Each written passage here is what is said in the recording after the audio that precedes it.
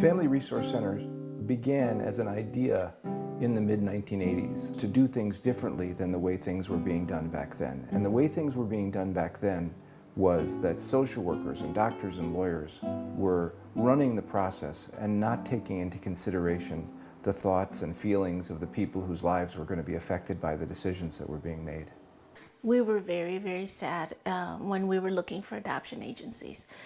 And we were trying to figure out what it was all about. We had never thought about, never knew anyone who'd been in this situation. So for us, it was just like delving into a very unknown world. Some of the agencies that we went to felt very strict, very rigid, very official. I was brushing my teeth and I felt like a first little flutter or a kick or something like that. And I remember it was the strangest feeling. It was just kind of like, wow. And it was, wow, there's life, but there was, wow, oh my God, what am I gonna do? And I remember just being incredibly confused, scared, broke down.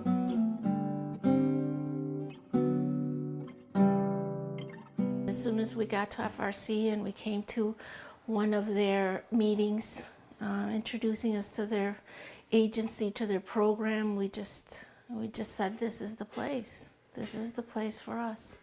FRC just struck the right chords, and we've been friends with FRC ever since.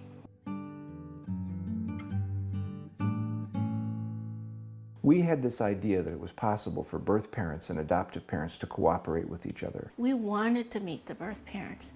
I wanted to know that that woman wanted me to raise her child. What Family Resource Center saw was that the way we could support this cooperation between birth parents and adoptive parents was not by attempting to manage their lives, but by encouraging people to think, encouraging people to be thoughtful. Because let's agree, this is an emotionally intense process.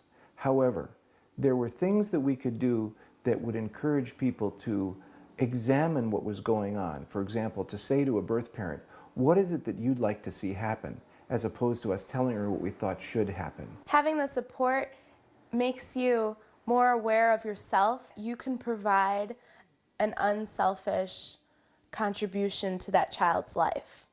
Like, you can be there because you love that child and you want everything that's best for that child.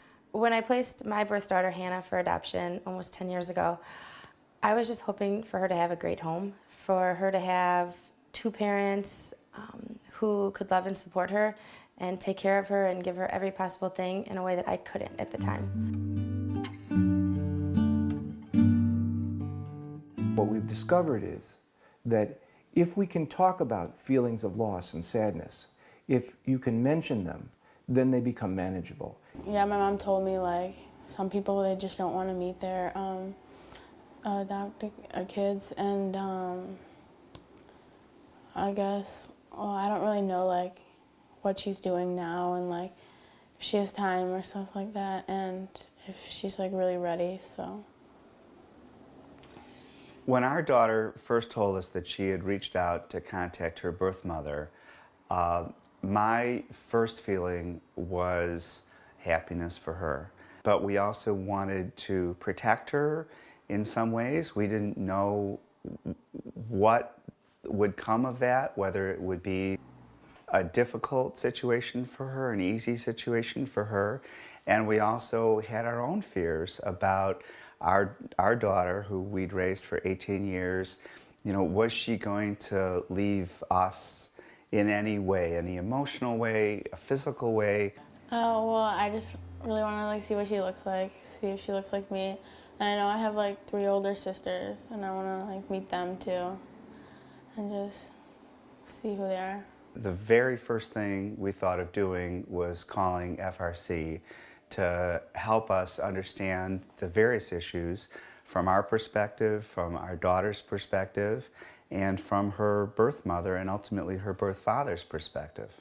I guess I like respect what she feels like from being sad, because if I gave a kid up for adoption, I probably would be sad too and not want to see them.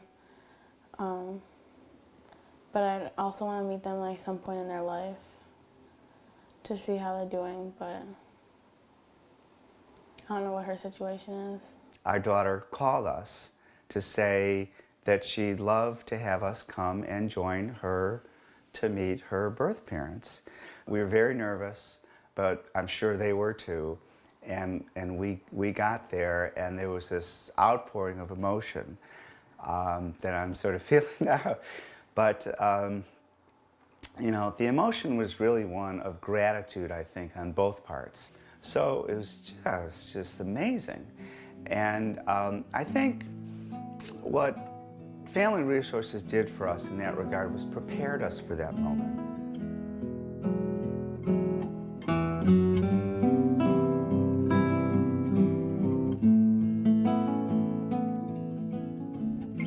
I remember coming in, and Richard met me at the door, and he says, "Hi, Cecilia, come on in, you know, we want to show you the baby, he's in here." And I remember going into the back room, the same room we had gone to the first time for the meeting, and there he was in his little carrier. And it was just the most amazing thing I have ever felt, was looking at this child and thinking, this is my baby. Needless to say, I fell in love. I started just crying. The tears were just streaming down my face because it was so incredibly joyful, and yet there was so much sadness that had come before that. Family Resource Center started with little more than hope. By all rights, it's an amazing thing that we're here 20 years later. When we opened our doors, we had enough money to stay open for 90 days. We hadn't placed any children for adoption. We're not working with any birth parents or adoptive parents. If there's a legacy for FRC, it's a legacy that I think subtly changed the shape of adoption in Chicago. It is that it is possible for birth parents to cooperate with adoptive parents, and for adoptive parents to cooperate with birth parents in planning for a child's future. There aren't that many people in the world who truly are going to love your daughter, your child. And if there are some of those people out there, you ought to be open to them. To be open to that love is a very good thing.